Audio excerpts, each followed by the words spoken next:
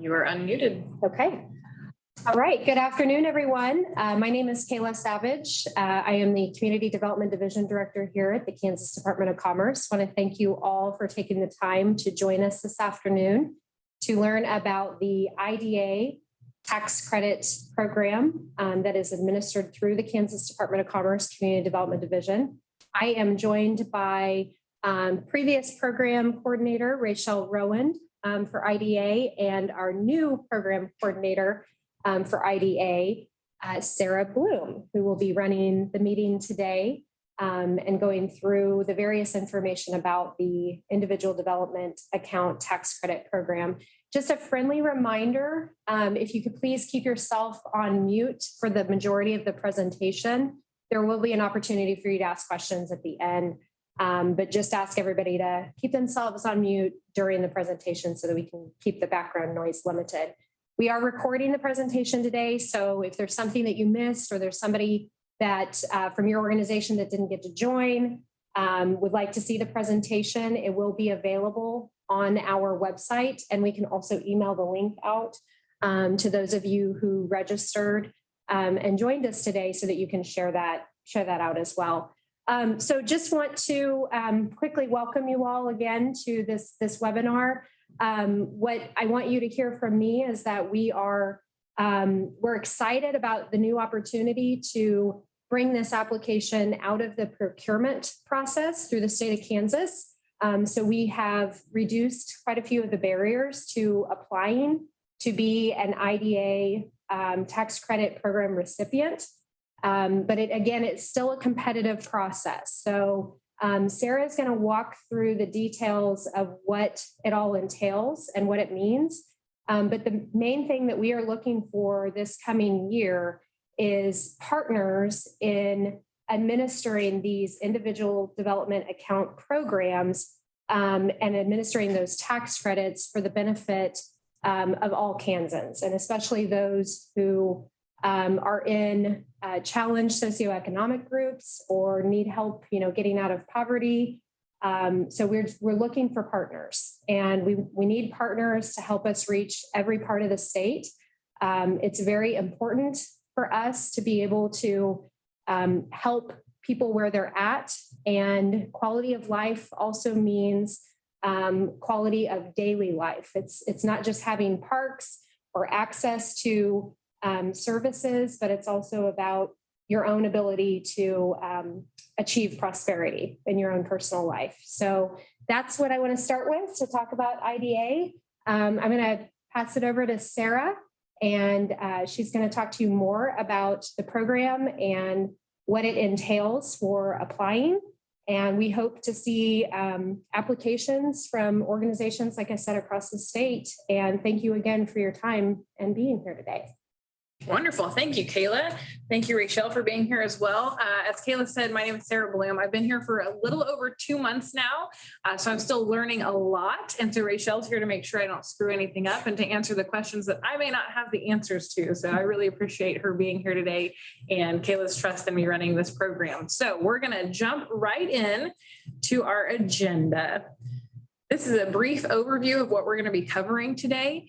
I'm going to try and follow it as closely as possible, but by all means, write down your questions as we go along, and we'll dive into these as much as you want us to dive into them. We are still admitting a few people, so bear with me. I might pause to let them in before we get too far in. There we go. All right, so we're going to kick it off with, what is the IDA program? So IDA stands for Individual Development Accounts. And so when we talk about the tax credits and the programs, those are two separate things. IDA really stands for those accounts that the program administrators are going to create using the tax credits that Department of Commerce is going to supply. So you're going to sell those tax credits to raise funds to create these individual development accounts. The IDA program provides financial assistance to community charities, tribal and religious entities. So that's all of you watching, at really any nonprofit. And so you're going to use this program or these tax credits to develop programs in your communities that are going to help these low-income individuals. And they can then use the programs to get themselves above that poverty level. The IDA accounts allow qualified Kansans of low income levels the opportunity to achieve financial self-sufficiency through education and asset development. So these savings accounts are the special savings accounts, those individual development accounts, and they can receive up to a 3-to-1 match on every dollar that they put into those special savings accounts. The match is going to come from the organizations, those program administrators, fundraising and using the funds that they have fundraised to put into those special accounts for the matches. Role of Kansas Department of Commerce. So we are going to be here to support you through this entire process. We're going to request proposals, which we're doing now. We're asking you, the nonprofits, those community-based organizations, to apply and implement these IDA programs. So we are asking for you to apply to receive these tax credits to use as incentives to fundraise so that you can create these programs in your communities that are going to ultimately bring people out of poverty. We're going to track and review qualified donations. We're going to issue the tax credit certificates that we create once you start receiving donations. And then we're going to report on the program to the legislature. You jump in anytime if I'm doing something incorrectly or you want to add something. So I'll let James in. Thank you. James was in. Let James join here. Hi, James from Hayes. All right, program funding. Commerce allocates up to $500,000 in state income tax credits. That's what we have budgeted right now. We want this to be so successful that we can go back to the legislature and ask for more in these coming years. So that's why it's really important that we partner with wonderful organizations like all of you to make sure that this is a statewide program and that all of that $500,000 is getting spent. The tax credits will be authorized to the program administrators. Again, that's you all, the applicants or the organizations, on an annual basis, and they will expire on December 31st of the year in which they are authorized. So this year, if you were to apply by September, we would authorize them later this fall. You would have until next year, December 31st of 2023, to expend all of your tax credits or to sell all of those tax credits. It'd go into effect January 1st. And it would go into effect January 1st. So you could not start accepting donations until January 1st, 2023, even though we would authorize them this year, we would award them this year. You're just trying to plan. Yes. The maximum amount of tax credits that a community-based organization can receive each year should not exceed $100,000. And there's a little asterisk, and it's probably really hard to see. There is an exception. If we only get 1 or 2 applications and we have to expend all $500,000, we can authorize more than $100,000 to program administrators, but only in the case that we do not have at least 5 organizations request that $100,000.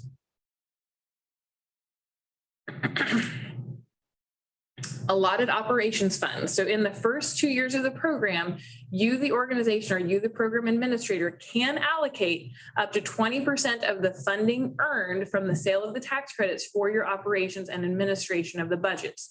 So that means when you're selling these tax credits and fundraising for your program, the money that you fundraise for the program, up to 20% of that can be used for your organization's operations, or maybe the creation of some of the classes that the educational courses that you're going to create for this tax credit program or for the IDA program. And then every year after the 2 years, you can still use up to 15% of the funds raised with the tax credits for your administration budget.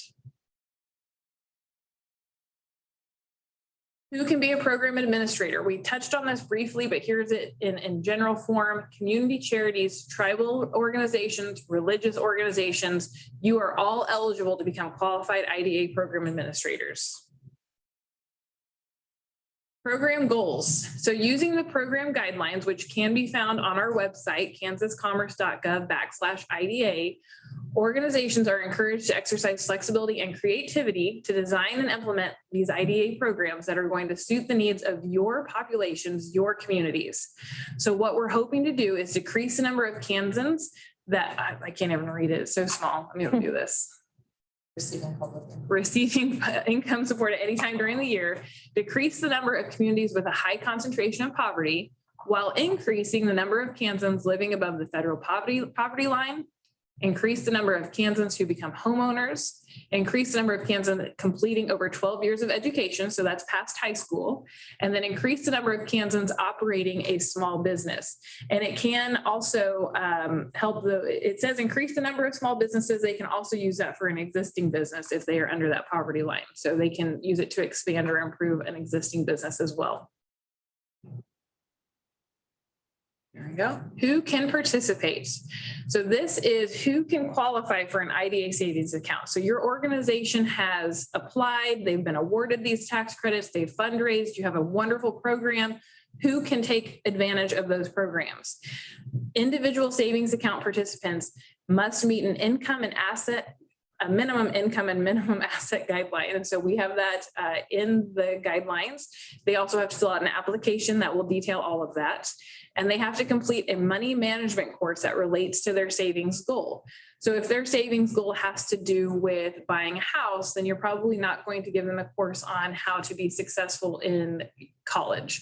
So it needs to be relative to what their saving goals are. If a participant meets all of the eligibility criteria, then they can open one of those special savings accounts, and then they're eligible for up to that 3-to-1 ratio for every dollar they save. And we say up to because it's up to you, the program administrator, to decide what that match is going to be.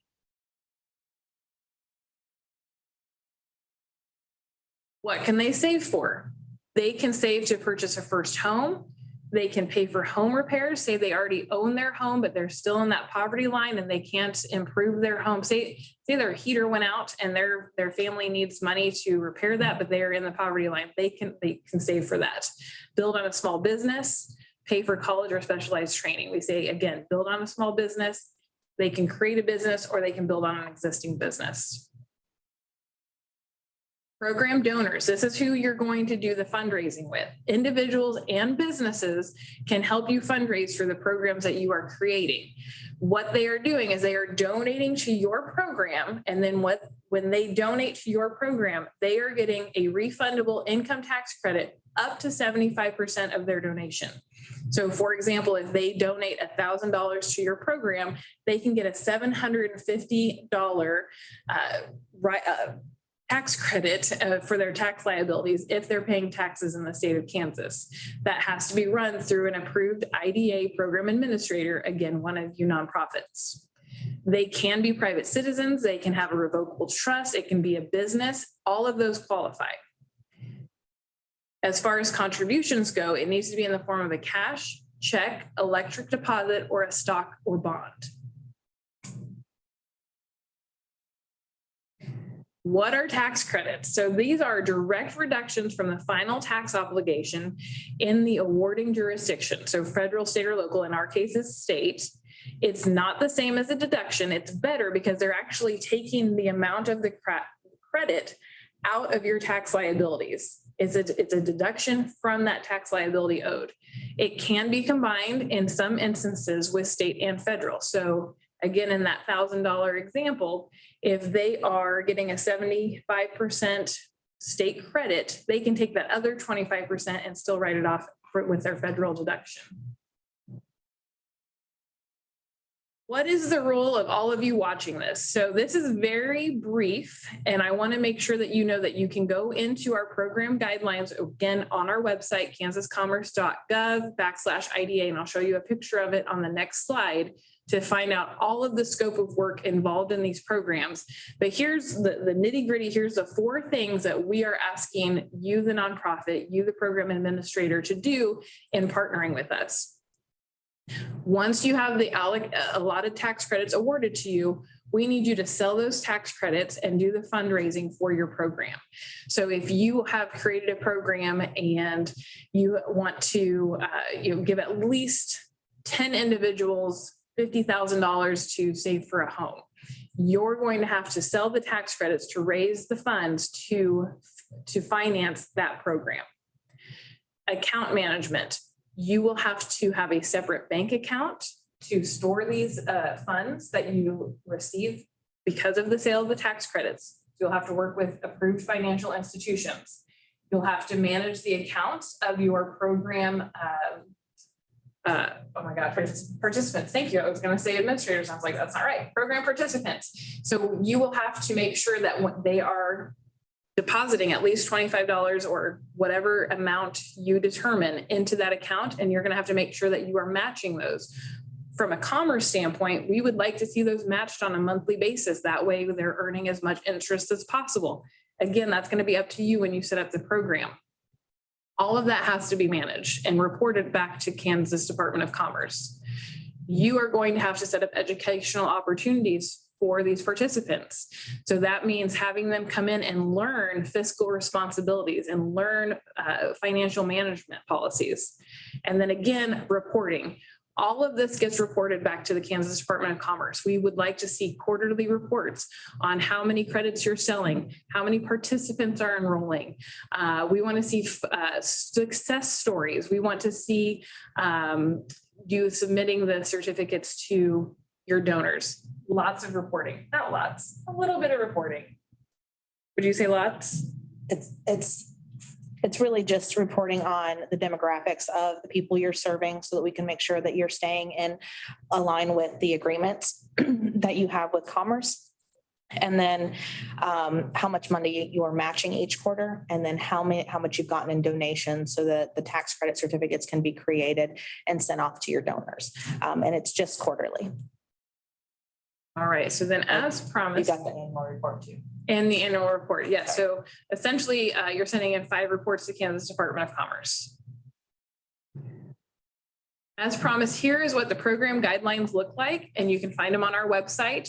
I'm not sure how many pages this is. It's 15-ish, 20 pages maybe, and it goes into great detail on what we're talking about today, as well as that scope of work. It breaks it down bullet by bullet of what we are going to expect from the program administrators.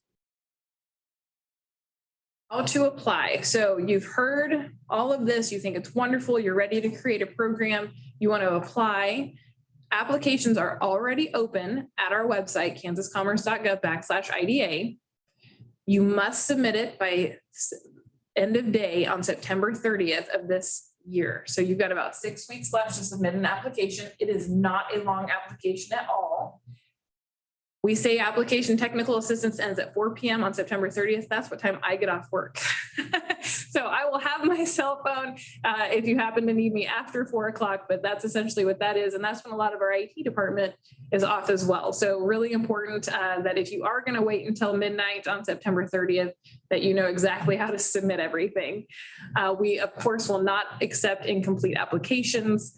Proposed projects must be submitted electronically. We will not accept anything written, PDF, any of that. You need to use our online form.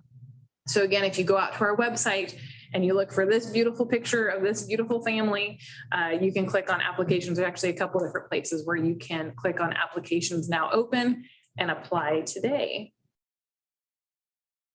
This is my contact information. If you have any questions that arise as you're filling out the application, or you want to see if your idea for a program is something that will be approved or potentially approved, I can't say that it will be. Once we receive applications, there will be a time for a committee to go through the applications and rate them on a scale of 0 to 200.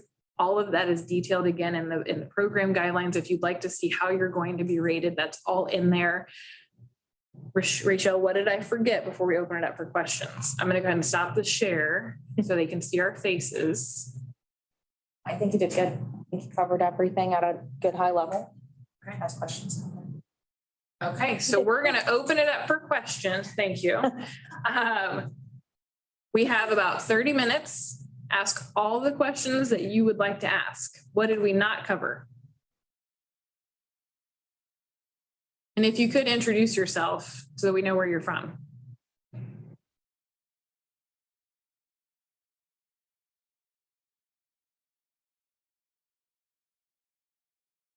No questions. What if you ask them questions? Pick one. Pick on them. How many of you had heard of IDA? Can I just, like, if you turn your videos on or put it in the chat, how many of you had heard of IDA before the press release went out this week or last week? There you go. You got a chat. See anything?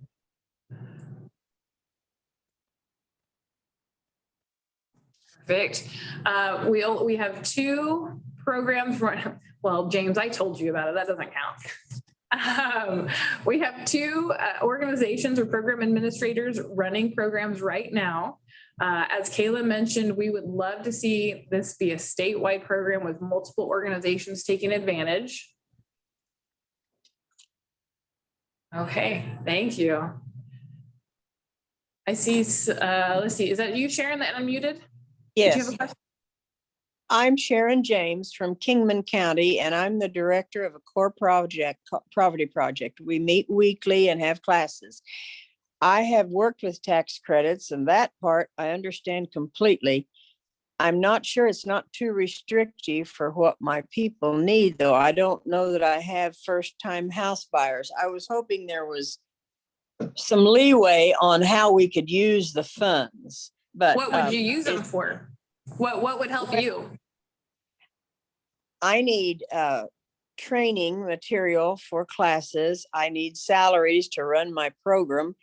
I've got to kind of figure out what some of the people need. I think the business thing would help one or two. And the past high school, I've got to investigate that a little bit. But I'm not going to have any problem selling the tax credits. That part will be simple because we have a community that supports us heavily. Sure. So if you're focused in one area, you don't have to be focused in all of them. You can have an application that says, I'm just working on housing. And what I describe as a first-time home buyer is somebody who has not purchased a home in 5 years. You could make stipulations like that because she's going to review the projects that you're requesting. If you just wanted to do students, you could just do students. If you just wanted to work on businesses, you could just work with startup companies. You just have to let her know what your proposal is so that she can get those tax credits lined out and authorized who they should go to and how much for each one. If you're going to do all of them, that's amazing. And then if you need help with the training and the salaries, that's where you can use that 20% to 15% to go towards your operational costs that you're already incurring. Right. Okay. I think I just need to figure out where it can go. The methods, the programs, the processes all are very self-explanatory, I think. I've just got to figure out how my people can use it. Good. So I might. Well, thank you for speaking up. I appreciate it. Any other questions out there? You have a question about each year? Sorry. Hello. Yes.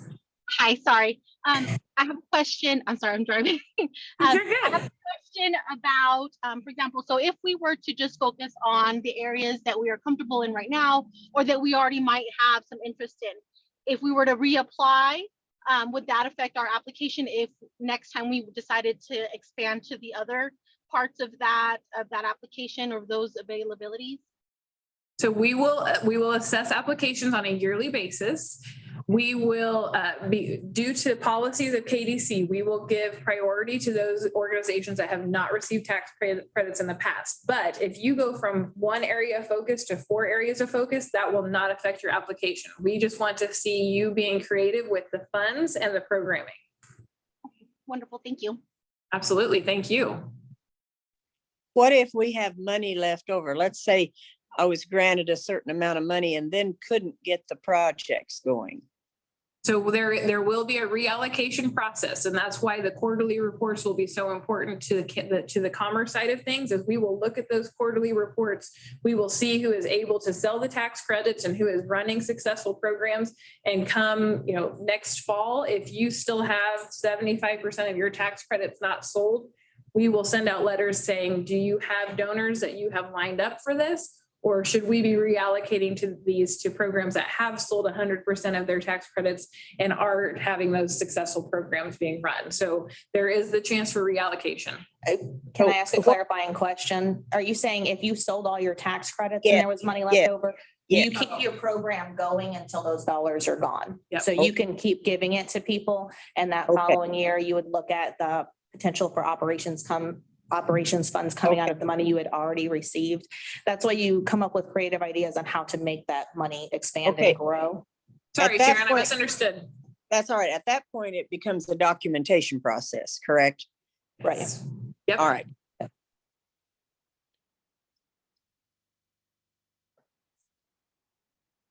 Any other questions or comments? How I many of have a you? question. Yes, It's please. Lacey. Sorry, we had early release. Lacey Staffacre with Interfaith Housing and Community Services.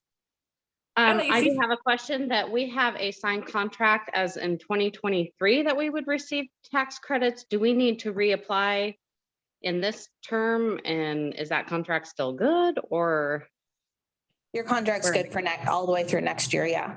So you just make sure you send her the information on how much you're requesting so that as the application process is going through, that she knows how much to allocate to you guys for next year. Okay, Yeah. thank you. You're welcome. I didn't know that. Oh. This is Vernon from Manhattan. I have some organizations that I'd like to share this PowerPoint with. Did you say you were going to send it to us or it'd be available to share? Yes, so following this, we will send both the links to the PowerPoint slides as well as the recording. And I can do that by end of day today. So everyone who is registered will receive both the slides and the recording. Feel free to share. Thank you. Hi, this is Charla from the city of Coffeyville. Hi, Charla. Hi, this is the first time that I've heard of this. As a city employee, is there any way I can utilize this and put it on our website so our residents can know about this and possible like 501c3s? And is there any way I can do that as a city employee? The webinar out there? The webinar, yeah, you could do that. But if you're looking for like people to apply, I would wait until we have the list of who is going to have the available funds or the IDA accounts available so that they would be applying through their website. Each organization that sets this up is going to have their own guidelines on what they're going to take for applications, what demographic they're reaching out to, and how they're going to manage their program. So if you're looking at citizens to apply for it, right now, Interfaith Housing is who they're going to go through because that has all of them. Like they are the ones doing the IDA accounts right now for this year. And they cover the whole state. Right. But Okay. as this goes forward, these other organizations may not cover the whole state. They may only cover their county or a part of their county, but we have to reach the whole state with the allocation. But if you are Okay. referring to the webinar or the PowerPoints, there, I mean, you will have a shareable link that you are welcome to share it to your nonprofits as well. Okay, it's a great program. I just wanted to make sure I understood it to help people. Thank you so much. No, thank you for being here today. Thanks. This is Sharon again with more questions. Is Yeah, I there love it. any way to use this for the purchase of automobiles? No. No. That's bad. That's one thing we really need. Okay.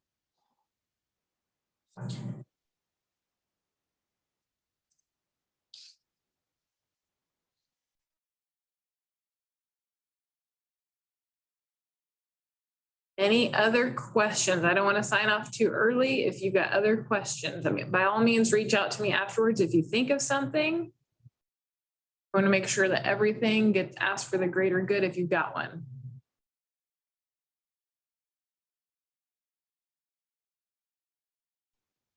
One last question. What is the max amount of tax credits or that you can ask for that an entity could apply for?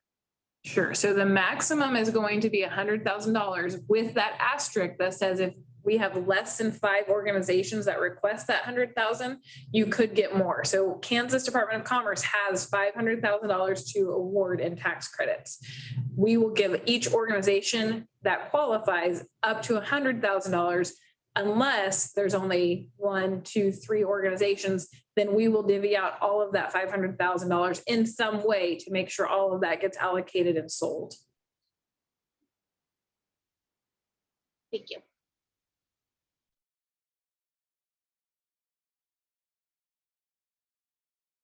Any other questions? We'll call you, Sharon.